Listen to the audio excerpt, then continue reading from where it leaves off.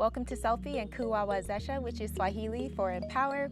Thank you so much for stopping by. I went to Brazil this year and I want to talk to you a little bit about it. And hey, I'm outside this time, so why not touch some grass? Why not see some nature and just be out in the beautiful sun, let your skin glow, and talk about travel. So here's my travel tech talk. I went to Brazil this year in 2023. I had an absolutely wonderful time. I have never been to Brazil. It was my first time. Why do you need to go other places when people vacation where you live? People vacation where I live. I'm a California girl. So anyway, I went to Brazil for a friend's birthday, and the first thing that I found out I needed was an international plug, like an international power source. So you need to make sure that you get that if you do plan on just traveling internationally in general. Brazil was just an absolutely wonderful place, like chef's kiss. Right when I landed, I got an Uber ride to my hotel, and the Uber ride there was very scenic, just enjoying the weather. It wasn't too hot, it wasn't too cold, it was literally perfect. And right as you're driving, you see lots of jungle areas, lots of trees. It's almost like the trees are infused into the city. There's nature in the city, almost like the Amazon jungle meets San Francisco almost. I went to Sao Paulo, Brazil, and I thought it would be a bit more diverse than what I saw, but it was still absolutely beautiful. And they talked about how their ancient ancestry was the native people of that region and how they've been kind of pushed into kind of more of the jungle areas, but that they still talk about them because that is where they come from. Sao Paulo, Brazil is kind of like the business center of Brazil. A lot of companies have branches or offices there or headquarters there where you can actually work there remotely if you are working for a United States company or something like that. So that was really cool to see the business district. And then a little bit more about Sao Paulo is that it's one of the largest cities in Brazil. I was in Sao Paulo for about 4 days. I got to walk around the town in Sao Paulo, and the streets were very unique. They had little pop-up shops where you could get food and mom and pop restaurants. It was really, really good.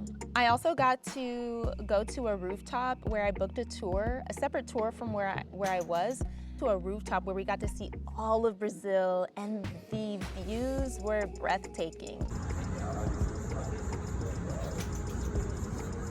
The big thing in Brazil in general is graffiti. Graffiti is a huge staple in Sao Paulo, Brazil. In the United States, if you are caught doing graffiti, it's considered loitering, it's considered illegal, you shouldn't be doing it.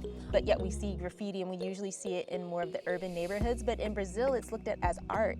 It's looked at as beautiful. It's looked at as an expression. And there was probably graffiti everywhere. Here's what I will say too, is one of my Uber drivers, it was kind of interesting. He stopped for gas while I was in the Uber.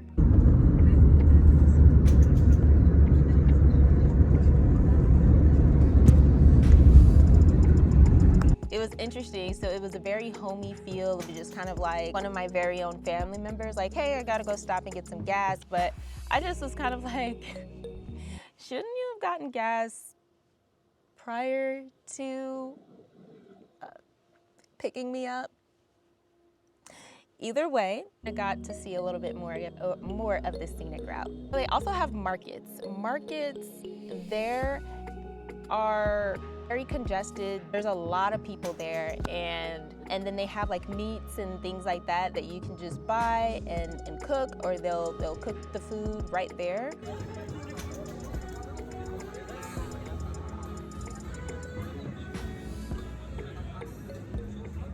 Actually, when I went to the market, I saw a guy of, I believe, African descent, and he was playing a saxophone in the middle of the market, and he sounded amazing.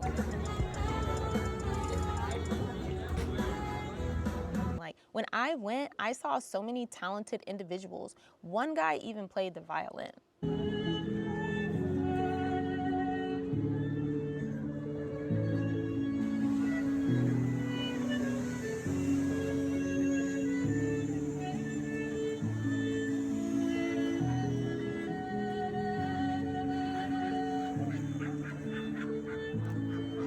The food.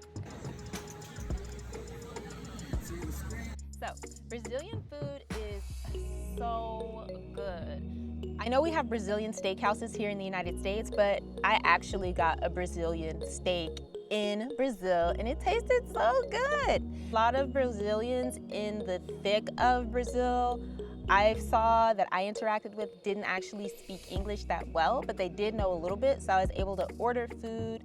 And I know a little bit of Spanish, but Spanish and Portuguese are different. So keep that in mind as well. Religion. Catholicism.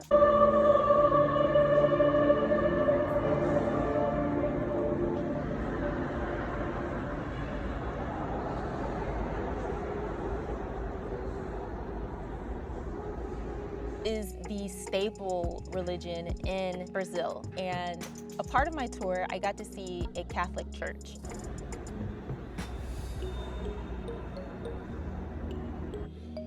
I am not a Catholic, I am a Christian, but just seeing the church and how beautiful it was made, and just the temple and the pews and people going in to get prayer, it was very solemn. They had Jesus, Mary, wonderful, just an absolutely wonderful, solemn experience. I will say that I had shorts on, and because it was, warm, but I didn't know we were going to be going to a church. So when I went to the Catholic church, I had shorts on, so I felt kind of out of place. Lord forgive me. Nonetheless, it was absolutely beautiful architecture.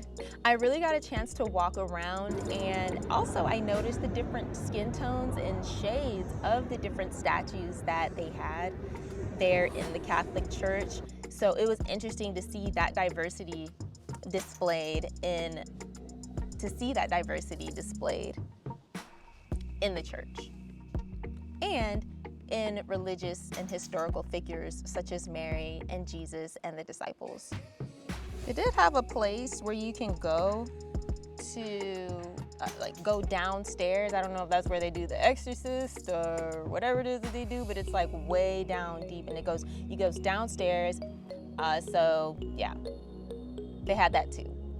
We couldn't go there because that was not allowed. So jungles, forests, everything, it is so beautiful how it is all merged into their society, into the business district of Brazil. It's a one-of-a-kind experience, really. So just seeing all of and the spider webs, there was one spider web and it hadn't been touched, and it just grew and grew and grew, and it was there, but it wasn't in your way. So just how they keep the forests and jungles manicured and just, so that people can enjoy them but still keep the business district feel is wonderful. So there's this one large street that people go and they just walk. Thousands of people are just walking, and there's talent, and there's food, and there's rides, and people are just walking and having a good time, just enjoying Brazilian life. And I got a chance to see that, and you see skyscrapers and people and just really, really cool things. Wonderful, fun, beautiful, the scenes, the scenery, everything was just absolutely wonderful. I don't really have any bad things to say about Brazil. So that day that I went to kind of that that party kind of one street where everyone's walking was the same day that I got into some nightlife.